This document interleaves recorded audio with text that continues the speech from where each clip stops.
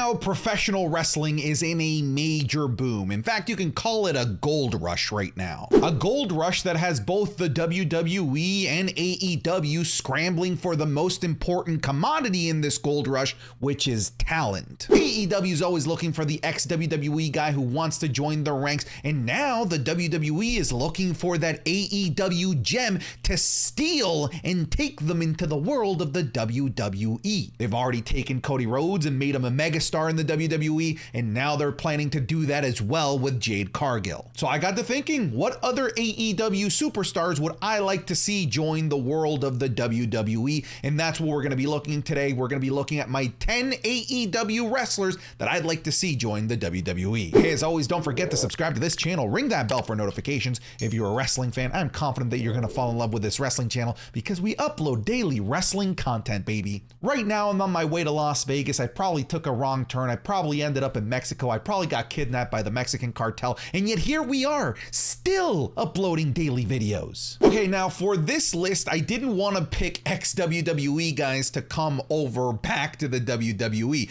I've mostly chosen like AEW originals or people that haven't really spent any time or any significant time in the WWE, with the exception of one, but you're gonna have to let me have that one. So this list is not gonna have Moxley or Daniel Bryan, Adam Cole, or anything of the such. So let's start. Wow, I'm so original. You didn't see this one coming, I bet. We have MJF, Maxwell Jacob Friedman, the current AEW World Champion as of the making of this video. In my opinion, for his age, he is one of the best mic workers in the business. He is an incredibly entertaining heel and a pretty decent babyface as well. I'm glad that he's having this great babyface run because he's demonstrating that as a wrestling character, he actually has range. My one concern with MJF is when he's a bad guy, he really relies on really cheap heat in order to get the crowd to boo him because the crowd wants to love him. Like, here's the thing, like, somebody who's good at getting heat is creative at getting heat. MJF sometimes just goes for the jugular and calls people inbreds that have sex with their sisters. And obviously that's gonna get a rise out of people, but in the WWE, that's not necessarily going to work. And I know that a lot of people have concerns that if MJF were to come over to the WWE, that he would be severely neutered and he wouldn't be that MJF that you fell in love with. But here's the thing, if MJF is as good as we think that he is, he'll be fine in the WWE, even if he has to tone it down a little bit. And if he isn't fine, if he ends up drowning because he's not allowed to be as ruthless and as savage as he is in AEW,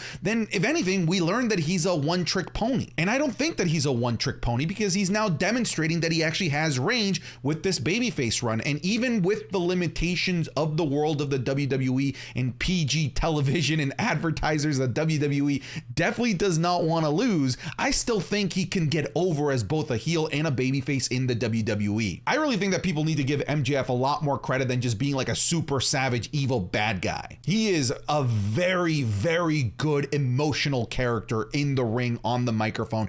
Kid's got it all, man. Like, if I was doing a draft, he would be my #1 overall pick to try and bring over to the WWE. No doubt about that. Next up, I have what I consider to be the fastest rising stock in AEW in Swerve Strickland, formerly Swerve Scott in WWE. Look, I know I said I wasn't going to pick anybody with a long history in the WWE. Yes, Swerve Strickland did have a solid run in NXT, but I feel like we were robbed of him in the main roster because he appeared on one episode of SmackDown when he got called up, and then all of Hit Row was fired. And when Hit Row was brought back, he had already left for AEW, so we never got to see Hit Row with Swerve Strickland. And Swerve Strickland, in my opinion, was Hit Row's ace in their sleeve. He's so good. And over in AEW, he's demonstrated exactly what Triple H saw in him in the first place during the NXT Black and Gold days. Because what we have with Swerve Strickland is a phenomenal character worker. He has played such a great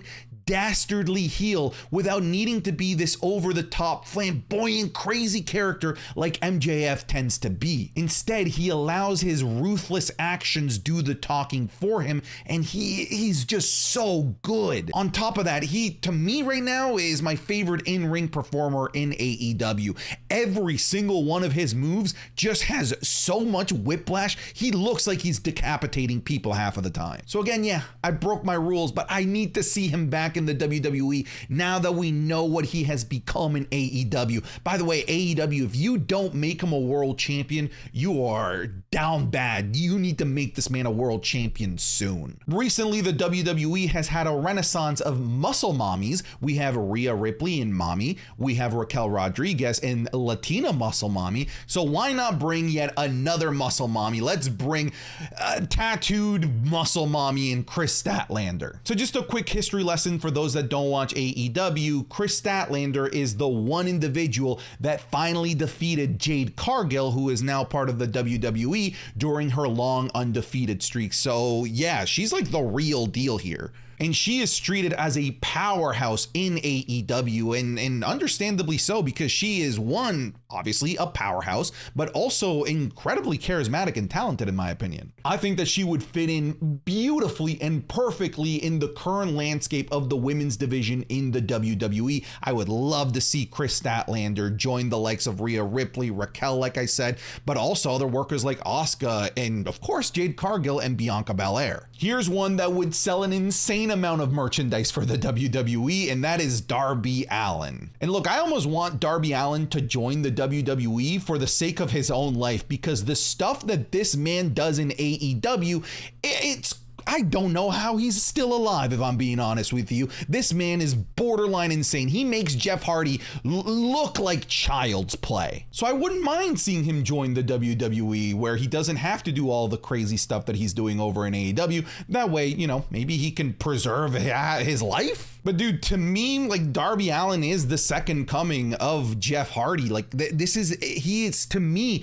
just a carbon replica in terms of obviously like his moveset, but his charisma, his ability to connect with the audience, his ability to do crazy things while being an underdog at the same time. Like, he has everything 2008 Jeff Hardy has. I think he would kill it with the WWE. He'd be one of their top baby faces without a doubt. Here's one of my favorites right now in AEW, and that is Ricky Starks. When I first started watching AEW, Ricky Starks was the first like AEW original that I really gravitated to. He has an aura about him. He's great in the ring, and he also has this charisma that's very unique. I can't quite put my finger on it, but he calls to me and he works. He's also demonstrated to be a fantastic microphone worker in his recent run as a heel, and he has put on mind-bendingly good matches. Just watch his match against Daniel Bryan that he had recently. We also know that he's good buddies with Cody Rhodes, so I mean, I think he'd fit right at home in the WWE. Next, we have Wardlow, and Wardlow is the prototypical WWE guy. He is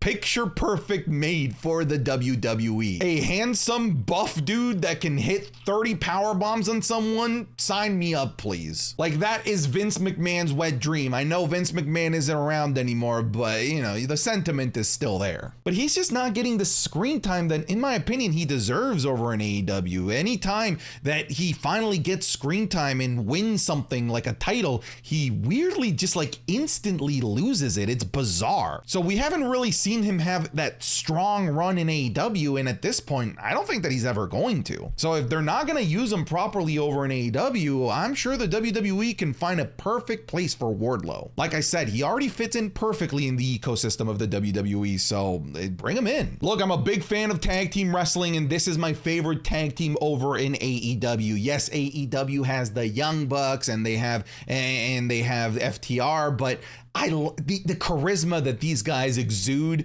is not something that I can compare to in today's landscape in the WWE, because FTR and the Young Bucks are great technical tag teams, yes, but the WWE already has that. I don't think the WWE has these guys. They would carve out their own unique niche within the tag team division and would instantly become one of the most popular tag teams in the WWE. I know they'd have to tone down their jokes and their raps and probably the whole scissoring thing in the WWE, but hey, we're talking about Triple H here, like the man that ran DX. I'm sure he can find a nice happy medium for these guys. The Acclaimed are just too goddamn good. I would love to see them in the WWE someday. Right now, the WWE women's division is cooking, and part of that reason is the great crop of female Japanese talent with the likes of Io Sky and Asuka, and soon we're gonna have Kairi Sane, and hell, why not add Hikaru Shida right now? By the way, Hikaru Shida has my favorite AEW entrance theme, by the way. But Hikaru Shida is the current AEW Women's Champion, and she is fucking rad. She has a presence that makes you want to pay attention in that women's division. A women's division, which again, in my opinion, is very lacking compared to the WWE's, but in the AEW women's division, to me, Hikaru Shida is that shining, bright gem that is standing out to me. She has the ability to have a hard-hitting technical match. She can get hardcore if she wants to, and overall, she's always putting match of the night contenders, in my opinion. She carried the AEW women's division through the pandemic, so she is a proven commodity, and I would love to have her in the WWE. Man, I would love for the WWE to steal Hook and actually develop him, because I don't think that AEW is capitalizing on him. This kid is 24 years old and is already dropping jaws with his moveset. Again, for those that don't watch AEW, Hook is Taz's son. Taz, an ECW legend and former SmackDown commentator. But this kid just has an aura of he's gonna murder you. It's almost as if we're seeing the second coming of Taz if Taz was much younger and significantly more handsome. If the WWE were able to get their hands on Hook,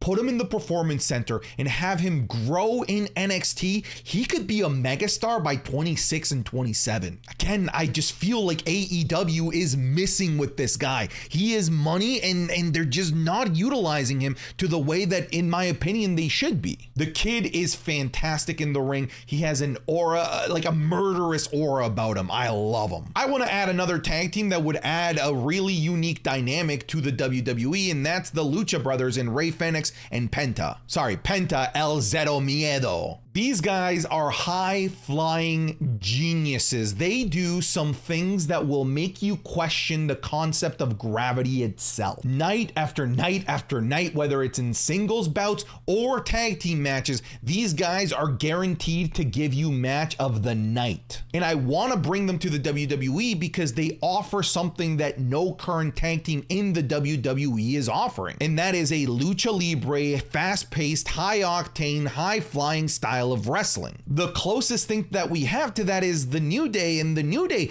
does not hold a candle to what these guys are capable in terms of maneuvering the ring ropes. Again, these guys would add a fantastic dynamic to the tag team division, a dynamic that is sorely missing right now. And what I like about these two guys is that they're actually very good character workers and very good on the microphone in terms of conveying their emotion and making you care about them.